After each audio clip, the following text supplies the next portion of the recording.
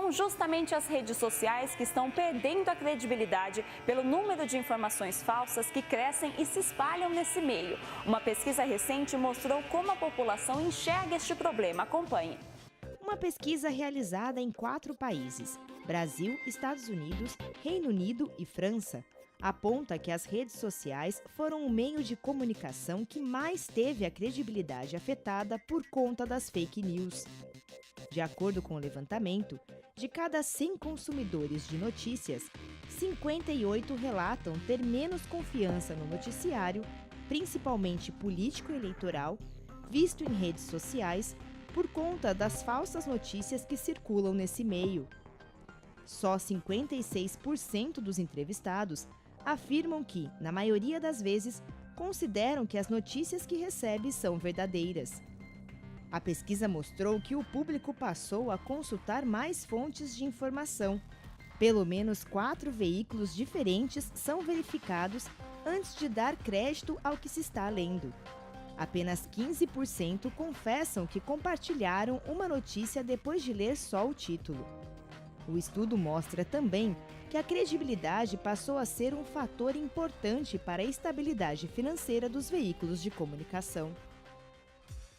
Nesse ano que passou, a gente viu alguns exemplos como o fim do Bolsa Família, por exemplo, em que houve uma corrida das pessoas, dos usuários, né, das pessoas que recebem o benefício, para a Caixa Econômica para poder retirar o benefício, né, corrida ao banco para poder retirar o benefício. Chegando lá, as pessoas identificavam que não ia terminar, que não ia acabar. Isso gera um caos, um pânico. Isso é um exemplo. Mas isso pode gerar desde mudanças de rumos políticos, como a gente viu fora do Brasil algumas vezes, e no Brasil a gente pode ver também no ano que vem, se a gente não tomar esses cuidados de analisar, de checar a fonte, de observar mais, né? Então tem impactos sérios, diretos na vida das pessoas, e por isso que eu falo para as pessoas, se você tem dúvida, né, se aquele material, se aquela informação pode conter alguma informação não verídica, confirme, vá atrás de outras fontes. Eu sei que a gente não tem tempo e que as redes sociais fazem com que a gente compartilhe as coisas muito rapidamente, mas esse seu compartilhamento pode causar algum prejuízo, inclusive para a imagem de algumas pessoas. Pessoas comuns, autônomos, profissionais liberais que sofreram acusações graves vindas de fake news. Tem profissionais que têm fotógrafos que foram vistos fazendo alguma situação, um recorte daquilo, as pessoas jogam nas redes sociais e aquilo acaba se tornando uma verdade universal sem ter o contraponto. E isso é um lado muito interessante porque a gente começa a olhar para o jornalismo como algo legitimador. Então, o papel da imprensa, o papel do jornalista volta a ter um crescimento, né? E esse período de fake news ele faz com que um bom profissional, um bom jornalista tenha o seu valor realmente retomado. É claro que o efeito político ele é o mais evidente, né? E ele acaba, no fundo, se esparramando por todos os demais, né? Então, se aconteceu no topo político, a chance é permear a sociedade por qualquer questão. Então, você pode ter uma questão de gênero sendo impactada, você pode ter uma empresa sendo impactada, né? Então, você pode ter dimensões até distintas, você pode atacar pessoas por ali ou você pode manchar a imagem de segmentos, por exemplo, da economia. Esse fenômeno é extremamente problemático e o jornalismo tem que enfrentá-lo. Como? O jornalismo tem que investir em qualidade. Agora, eu creio que vai haver aí um tempo ainda, né, para os jornais se adequarem a essas mudanças também rumo à qualidade. Né? Tem aspectos econômicos, de receita, como o jornal vai sobreviver, né?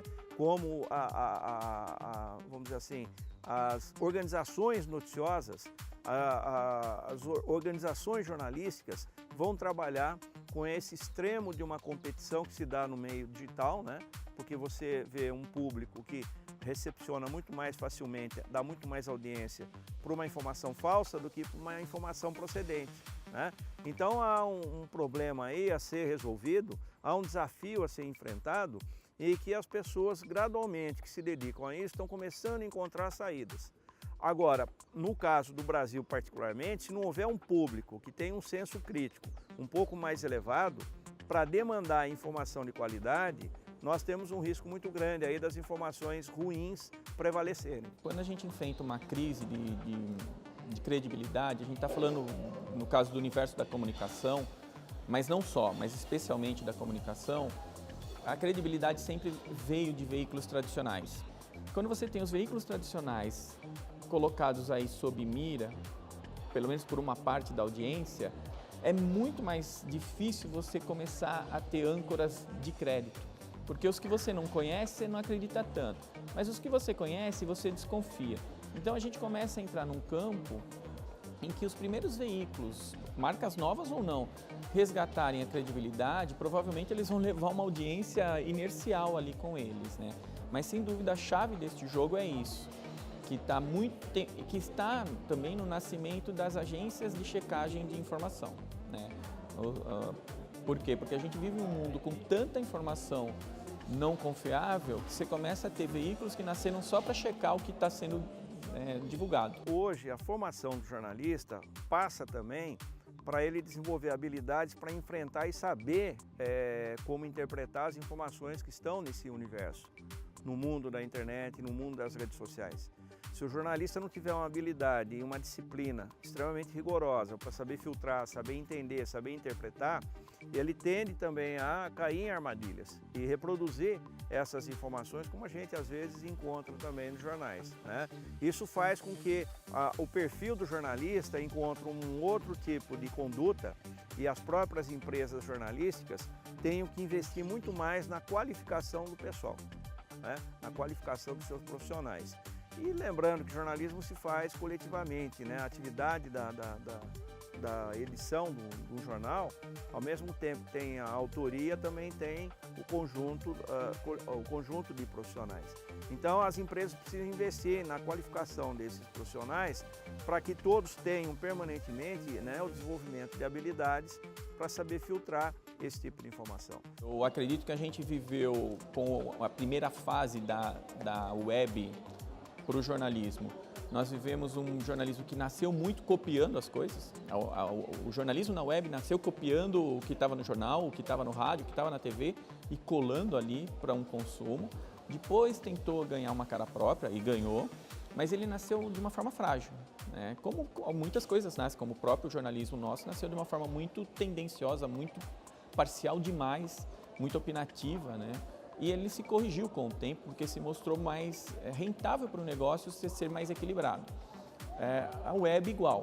Então os grandes veículos globais, o New York Times, o Washington Post, já começam a trabalhar com muito mais profundidade na apuração, porque eles sabem que isso fará a diferença. E evidentemente tem veículos que nasceram no mundo web e perceberam isso, como o Vice News, por exemplo, é um canal que tem essa pegada. O BuzzFeed, que tem as listas, o BuzzFeed News é altamente sério. E foi o BuzzFeed News o primeiro lugar, em 2014, a divulgar esta agência de fake news russa, né? O quanto isso aconteceu, a gente pode até datar, foi junho de 14, por meio do BuzzFeed News, né? Então, os veículos que já se anteciparam em busca dessa credibilidade vão, acredito que, sair muito na frente dos demais. Em outras palavras, o novo jornalista provavelmente vai precisar ser um cara muito mais crítico do que a gente viu nos últimos 20 anos.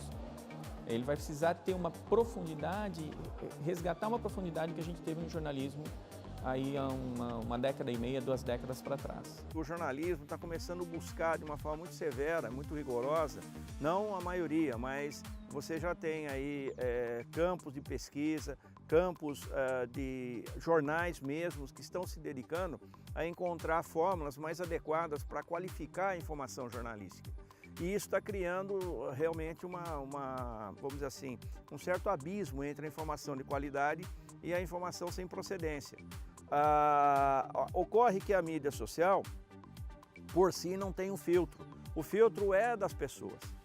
Então, se você pensar que hoje, por exemplo, nós vivemos uma cultura fortíssima do entretenimento, a maioria das pessoas procura nas redes sociais ou na internet conteúdos de entretenimento, né? Aqui no Brasil mesmo, a variação ou a diferença do grupo de pessoas que procuram entretenimento nas redes sociais, inclusive fake news, é quase 5 vezes mais do que aquelas pessoas que procuram informação procedente.